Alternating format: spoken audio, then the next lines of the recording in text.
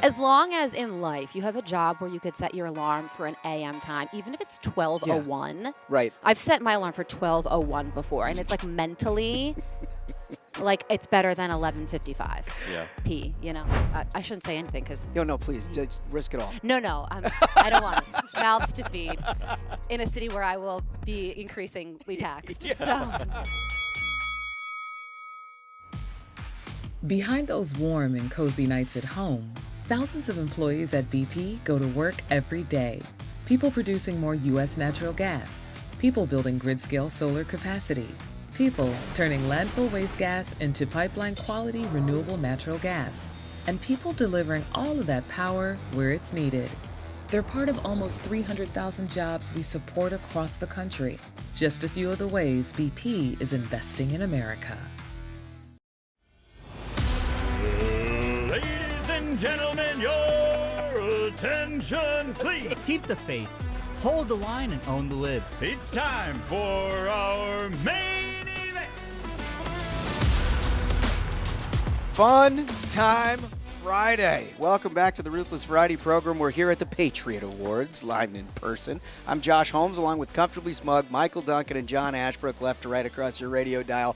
We have actually added one of the most special guests in all of the Patriot Awards, Carley Shimkus. How are you? It's an honor to be here. We have wanted to do this for so long. And so have I. We're huge admirers. Well, oh my gosh, I am too.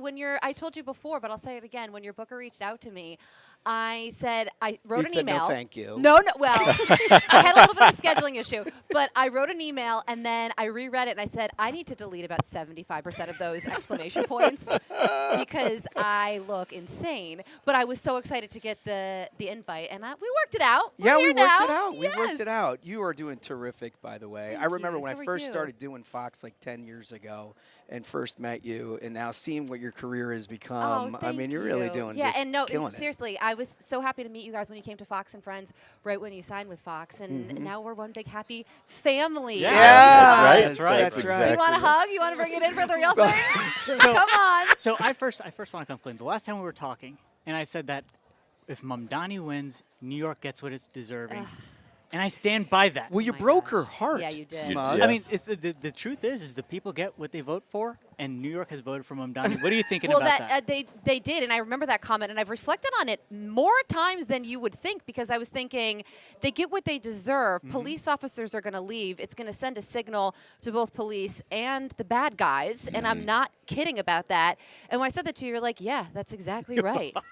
That's exactly right. He's a bit dark. I mean, in I'm the sense just, of humor. yeah. Police So can is come he. to and- red states where they're respected and paid know. well and treated I with guess, the respect they yeah. deserve. I mean, I should say I'm proud of a mayor who is apparently individually apologizing to every single police officer in a way that cannot be vetted or fact-checked. Just shaking hands left and right? Also while simultaneously calling for the decriminalization of prostitution. Which what a message to send to the young women out Well, there. yeah, I mean, sex work, it's real work, right, fellas? That's Something to jeez. aspire to.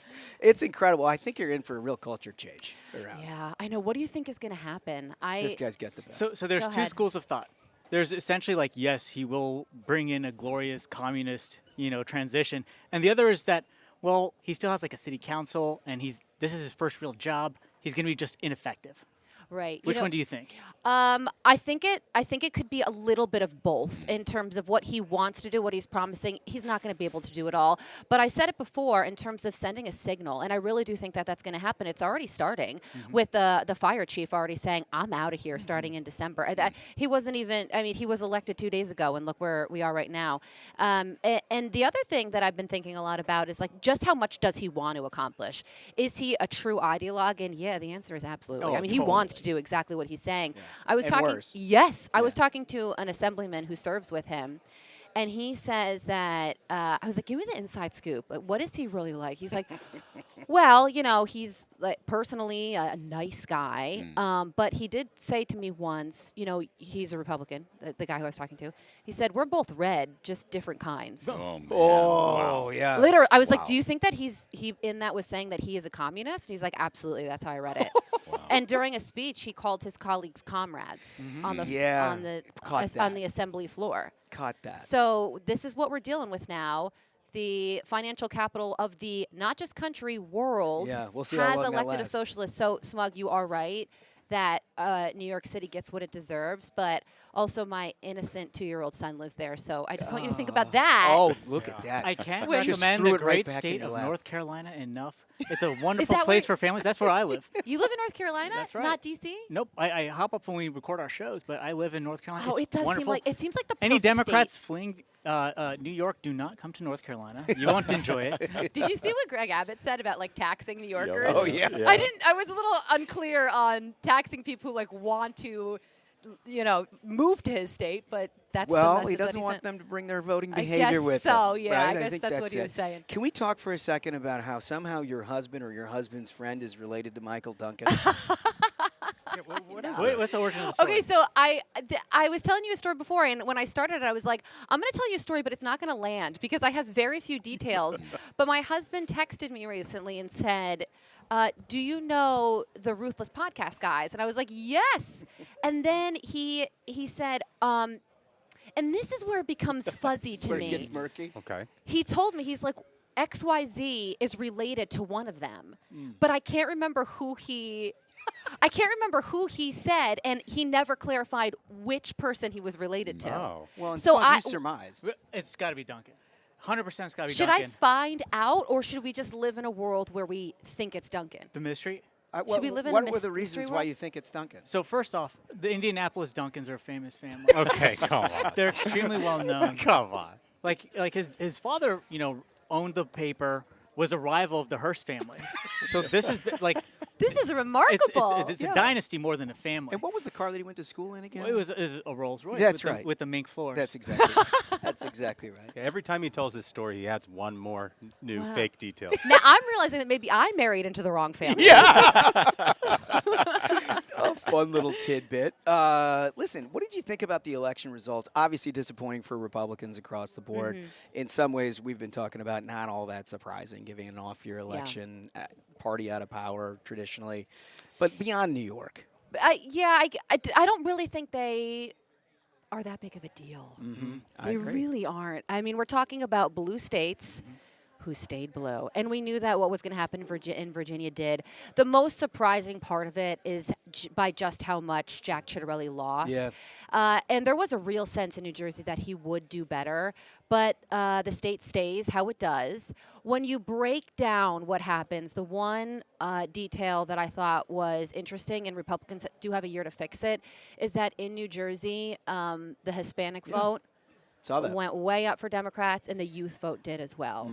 So that's something that Republicans are going to have to contend with. They have a year to do it, but overall, the election results really didn't move the needle for me that much. Yeah, I've got a non-political question. Yes. Okay, here we are in the middle of the afternoon. Your job starts very, Yeah, very can we early, talk about and that it's for a second? every single day. And I really think our audience would like to know, one, how do you do it? And two, what time does it start for you? So I have 4 alarm clocks. Oh, boy. Yeah, so my husband is like sleeping through multiple iterations of my sleep cycle. But I wake up at 1:30 in the morning. Oh, my God. Wow. Are Yeah. you serious? Yes, I do. 1:30 in the morning? What do Yeah. you- So I try and get in before 3, and then the show starts at 5. And honestly, sometimes it's not enough time. And So what's bedtime if you're getting up at? you know what? It's way too late. I hate seeing 10 p.m., but I do pretty regularly. Wow. But I sleep in cycles. So I usually, if I don't have an extremely long work day, like the good thing is that if I do Friends, First and Friends, I could be done with work at 9. I like when I'm not. I love when I do other things. But then I can like conk out for a good 3 hours in the middle of the day and then sleep for like 3 hours at night. Oh, Yeah. okay. All right. And before my son was born, I was really worried about the schedule. Yeah. But it's worked out in a great way because I think I get to see him more than a 9 to 5. Yeah. Because I'm working when he's sleeping. So Yeah, I mean, it's I'm tough. turning black inside too. I'm losing my mind. But no, everything's fine.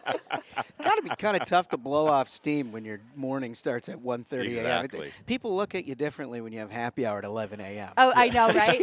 Every now and then, if I take a day off and I'm walking down the streets of New York City and I see people on like a Thursday having a drink, I'm like, oh, You could do that. whoa, what? That's amazing. Look at this fun to be had. Yes, and it's like totally standard. But I've been doing the schedule my whole career. I started working on Imus in the morning. That was my first job at Fox. yeah. Yeah. Yeah. Okay. I was his assistant. So, and even I interned at Fox when I was in college, and they put me on a shift that I didn't even know they would offer to a college student. It's like started at like 4 o'clock in the morning. So you've always done that. Always, Wow. yeah. That's strange. I don't think I could do that. I don't fellas. think so either. You can, honestly, if it is every day, because then it just becomes your Your thing. grind, your thing. Yeah. Yeah. Well, and you get to see family, like you said. Yeah. That's the yeah, cool and part. no traffic.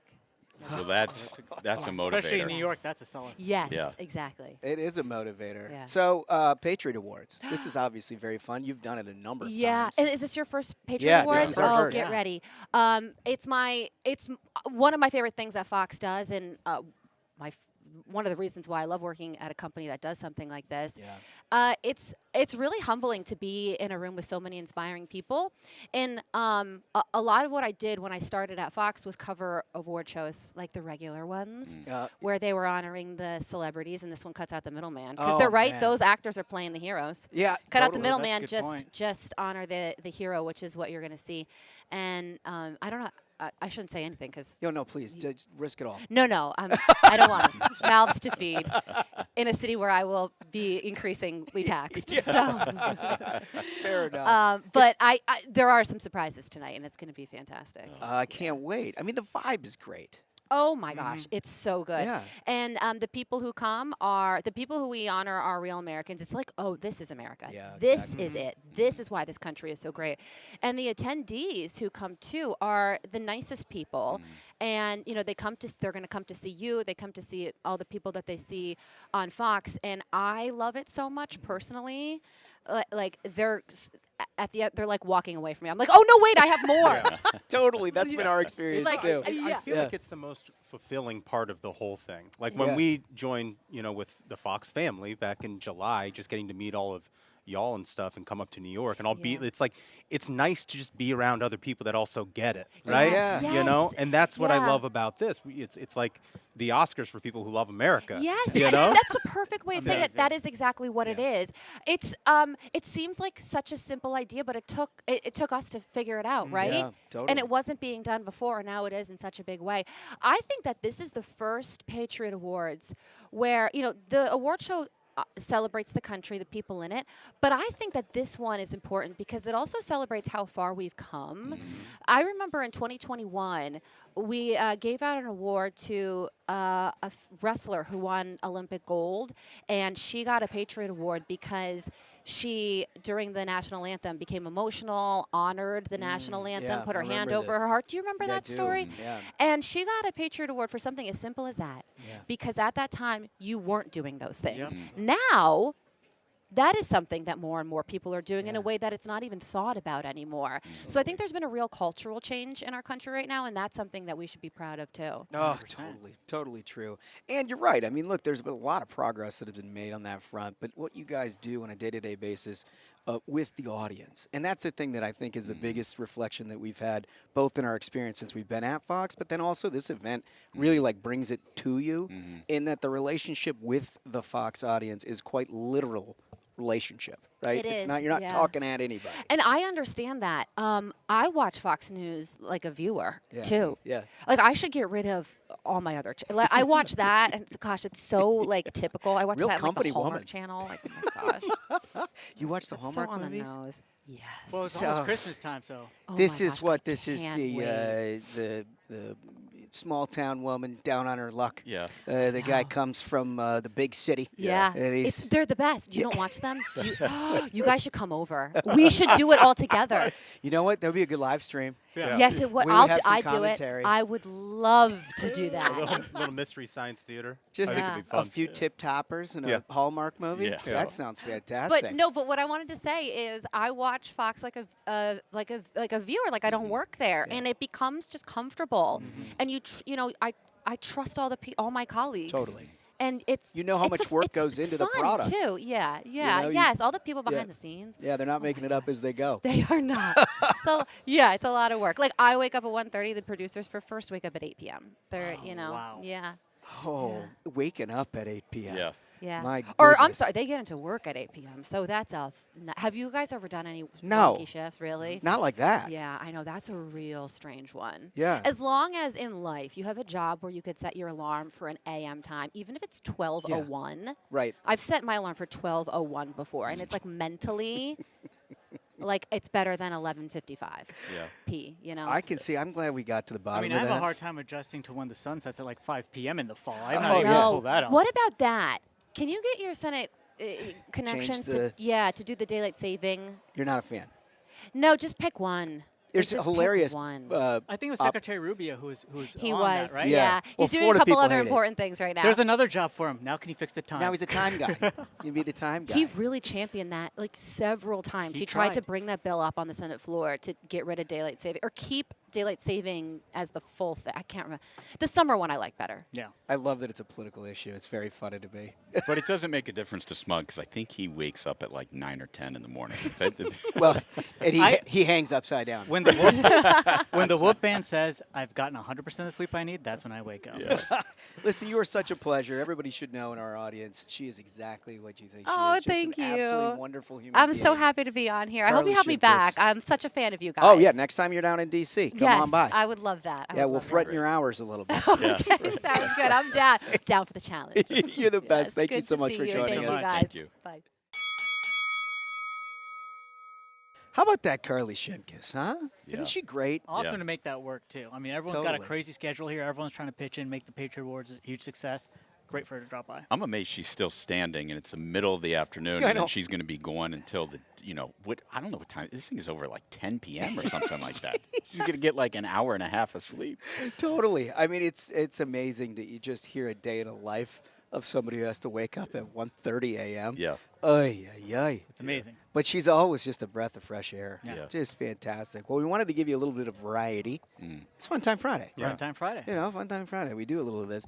This one caught our eye earlier in the week, and we've been waiting to get to it because I think it's one of the most hilarious things that I've seen in a long time. You'll get it immediately if we can play that audio. We had a chance. I wanted there to be, as I wrote in the op-ed, a primary. Let's battle test this quickly and get it up and going. I think the mistake with it being Kamala is that she had to run against her own record. And it's very hard to do if the point of running is to say, I'm not that person. You know, it's hard to do. And so she was given a very tough task. I think it was a mistake, quite honestly. But we are where we are. We were going to lose more House seats, they say. So, you know, I don't know. To not do it would be to say I'm not going to tell the truth. Oh, so that was George Clooney. And if you just want to go back in time just a touch, he was the tool that the establishment Democrat, Barack Obama, and Nancy Pelosi, and everybody else used in that now famous New York Times opinion piece, calling for basically the removal of Joe Biden. Now, a mistake, fellas. Let me tell you, arsonist regrets lighting match. 100%. What caught my attention, guys, and we've talked about this before, was what he said at the end about the truth. Because the idea that he was sitting at a workstation, batting out an op-ed and slaving over, what are I going to put in the third graph? He didn't write that. No. Like no. some Obama guy wrote that. Yeah, it was also manufactured. That's the thing. The entire thing is so fake. Where he's like, oh, you know, I decided to take a brave stand and tell the truth. What about the previous 3 years when everyone across this country with their own two eyes could see that Joe Biden is not all there? Right. And then he's like, well, you know, I had the Pod Bros and Obama use me to get rid of Biden and bring in Kamala, and that was a huge mistake. Yeah. I'm just wiping my hands from that mess. No, but that's the best part of it to me is that like he was just somehow, unbeknownst to him, that he was like the primary vehicle by which Biden was off and Kamala's in. He's like, oh, that's a huge mistake. Shouldn't have done that. If you read my op-ed very carefully, I had a line about a primary in there with like, what, 3 weeks before the Democratic convention? Oh, yeah, fulsome primary, no question about it. Also, what does this say about a party where they're like, okay, we have an issue with our candidate? Are we going to have a primary? Are we going to have an open convention? Here's what we do. We get a Hollywood star to write an op-ed in the New York Times, and that's how they decide what to do? That's it. Well, I think it's also funny, given that we are the backdrop of this is the Patriot Awards, Yeah. right?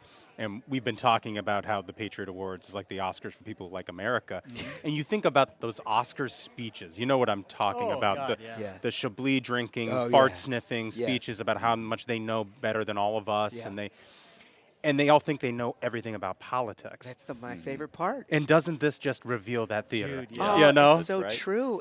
As if George Clooney, whether or not he recommends a primary or not, as if that has any bearing. Incredible. on Who do what you think you happened. are, dude? You read lines off. That's your job. It's like, and from all my time on ER, I can safely tell you that the Democrats should have a primary. And he says it earnestly as though, like, well, I was just wondering what George Clooney had to say about the process, the political process. It's mind blowing. It is just a perfect encapsulation of the difference between the left and right. If there was some actor that showed up in a Republican primary and was like, hey, we ought to do this, people would be like, go fuck yourself. Yeah, amazing. You know what I mean? It's very, very funny that this whole thing is. But I got to tell you, fellas, this has been a tremendous experience. And it has to be seen to be believed. The public's here. The tickets were available for people to purchase. The lucky people that got them got in. And you're walking around with everyday heroes, and then, it's Sean Hannity. Yeah. Right. Which was so fun to have him on. Oh, yeah. That was just awesome. Yeah. But I'm struck by that at some level, and it is indicative of this larger, I guess, relationship that we've now been in with doing business with Fox, and that it really is kind of a family. It is, and you said this a few times, earlier on Will Kane and with Carley, but the audience is everything. Everything. And our audience is what drives our show. Like literally, I mean, we get our topics, we get everything directly from our audience, and you have a conversation with them, and then when you get a chance to meet people in real life, it's like you actually know them, and they actually know you because what you hear on the show is exactly who we are. Yep, it's just a special deal. Glad everybody could tune in for it. I think we're going to have some fun. Yeah. I mean, it's Fun Time Friday. Yeah. Look out. Got Yeah. those Z-Biotics handy, fellas? Yeah. And I've been passing them out. He has. We'll enjoy that one. No, he did. Yeah, he got Will Kane on the Z-Biotics. He looked skeptical, but he won't be tomorrow. Yeah, yeah. He won't be tomorrow. That's the thing about those deals. Yeah. And they work. Everybody's skeptical, but they'll put it all together.